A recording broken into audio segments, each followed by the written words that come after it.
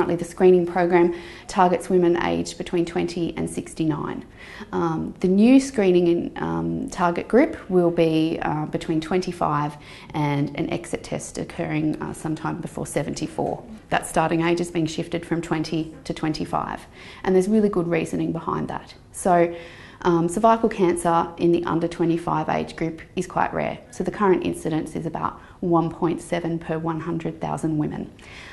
So we're talking about really, really low numbers in the under 25 age group. And we know with over 20 years of data from the current screening program that the current Pap test has not changed the numbers in the 20 to 24 year age group. So the current test that we're offering those younger women isn't changing the rates of cervical cancer.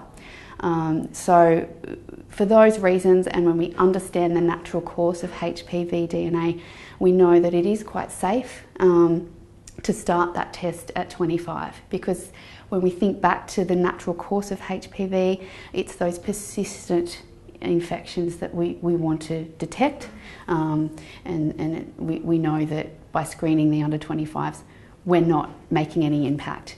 The important thing to remember though is that regardless of age, if a woman has symptoms, she should be seeing her doctor and having testing performed in a non-screening test. Any sort of bleeding symptoms, so bleeding after sex, bleeding in between periods, those are the symptoms that should prompt a woman, regardless of age or regardless of when her last screening test was, to see her doctor, because then the doctor would perform a HPV DNA and liquid-based cytology co-test regardless of age, to make sure that there wasn't any sinister cause, and that is outside of the screening program.